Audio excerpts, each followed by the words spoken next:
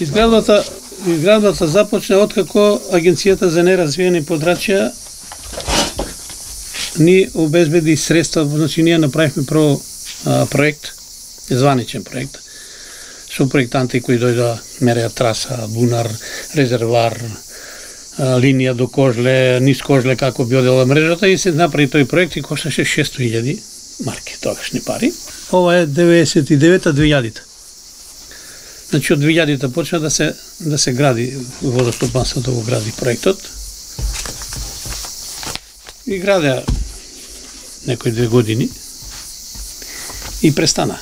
Собиравме пари за проектот, се договаравме како, што и така натаму, меѓутоа знаете како е, многу е тешко да работиш со луѓе кои многу малку разбираат од математика. На 16.6.2005 година регионалниот водовод е пуштен во главните цеки до село Кожле во 15 часот.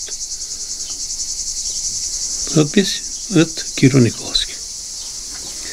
Значи за прв пат, откако се почнало да се гради, значи тоа е 5 години се цели, за прв пат вода добиваме на 16.5.2005 година се полнат, системот се полни. Значи, главните цевки. Нема развод. Кој го изгради водоводот после водостопот? Усет. Е таблата таму. Немаше кој да води понатаму сметка за него, значи веќе се приклучивме. Кој како се приклучи, значи 29 души, 30 души се приклучија по една цена, останатите по 300 евра. Кога се направи разор, немаше кој да го води, се нафати еден стар човек, кој не знаеше 3-2-5 да каже, и јас со Боби му викам, Боби, ајде земи го ти водовод, имаш некоја доверба во луѓе, газда си голем, ќе те слушаат. Го зема, водоводот да го води.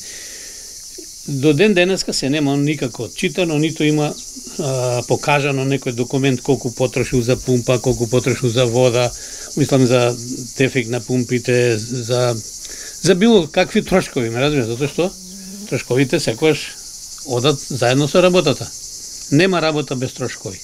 Што бара сега Петровски од жителите за повторно тие да имаат? Па најверојатно дека бара пари да се плати тој долг од, како ми кажа, од 3300 или 3500 денари за поправка на пумпа ли е, зашто ли е, и ја не знам тачно, важно, и тука е исклучена водата. Ова не е ни севте да биде водата исклучена, и порано се исклучувала само во помали размери, да речеме 1, 2, 3, или кога било летниот период, па голема потрошња, па исклучувале заеднички со баци и со тотинци за да се напони резерварот и така. Сега овие другите две села имаат вода само? Имаат вода, да. Кожле? Само Кожле нема. Што е со онаа дивоградба кај училиштето? Да господинот Петровски се вели дека... Господинот Петровски е и организатор за тоа, демек таму ќе се изгради некој си заеднички дом во просторот на бившото училиште Рајко Зинзифов, иначе собственост на Република Македонија.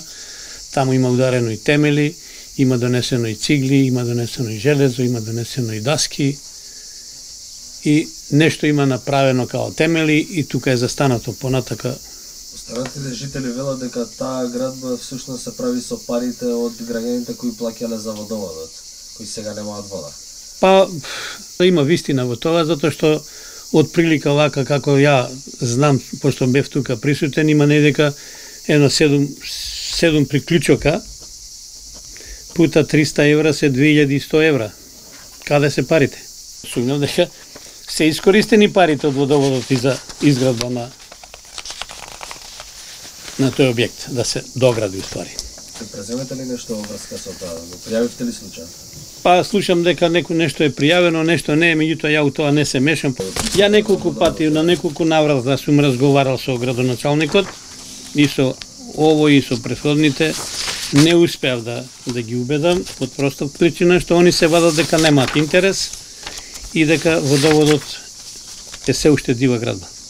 Значи нема, ви реков, нема соодветна документација за технички прием дека водоводот е завршен.